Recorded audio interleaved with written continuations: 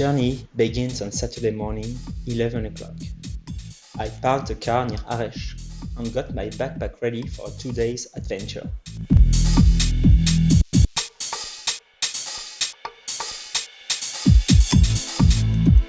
After a couple hundred meters ski down, I reach a dam that I'll have to cross. I then follow a mostly flat road, now covered in snow, that gets me around the lake.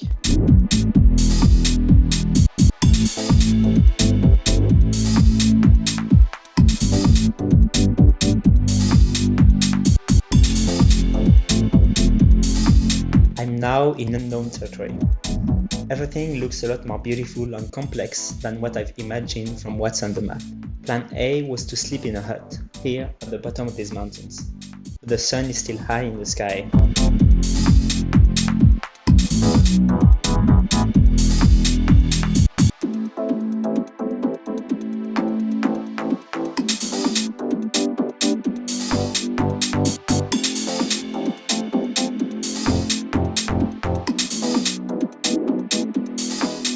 I'm starting to feel the weight of my backpack. I have blisters at my toes and heels. I'm pretty happy to finally reach the top of the ridge. I can now look for the best place to stop for the night.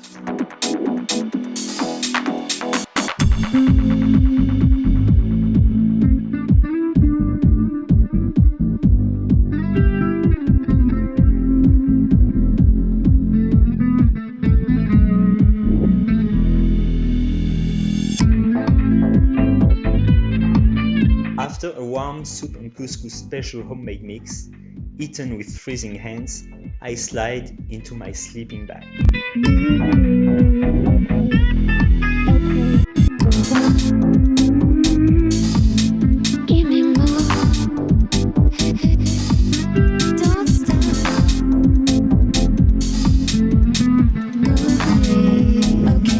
Keeping my body warm outside the sleeping bag was crucial in the morning. I forced myself to eat and drink more than I felt I needed. Don't stop.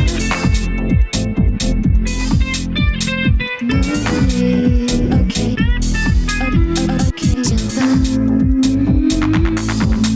Give me more.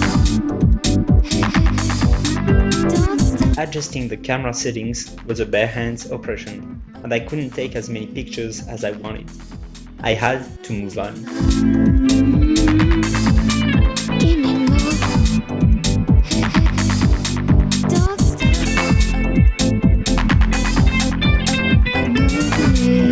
Okay.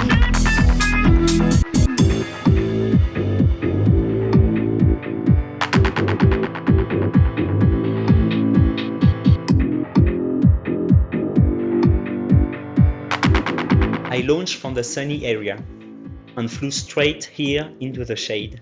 I expected a strong katabatic wind, and after landing I struggled to kill the wing that wouldn't stay still on the frozen snow, so I used the help of a few rocks to catch it. Thank you, rocks! I immediately started to pack the wing, which had to be held on the ground using more rocks and the backpack.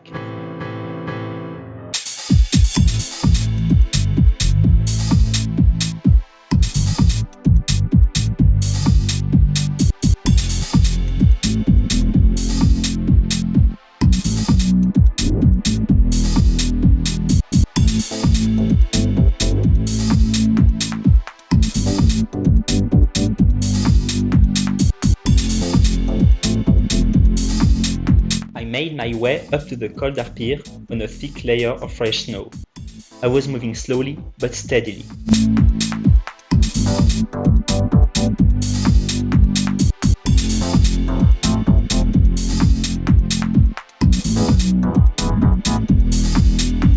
I had to get the skis off to finally reach the top.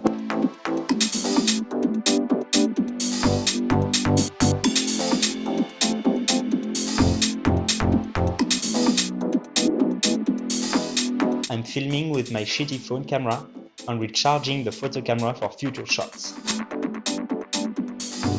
The south slopes of the pass were frozen, but the top layer was getting soft thanks to the sun warming it up. After a few minutes trying to find the safest way down, I reached the south end of the lake.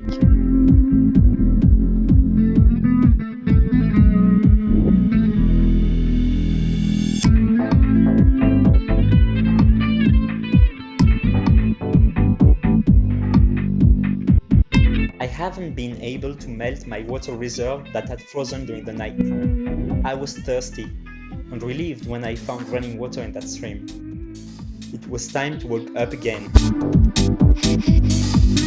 Don't stop. I was now closer to the village, and with every track I crossed, my feeling of freedom and loneliness got away. Give me more. Don't stop. I had a landing area in mind from the beginning. It was close to the car, and the only one without an electric line crossing in the middle of it. The snow has melted a lot since I left, but it still looked big enough.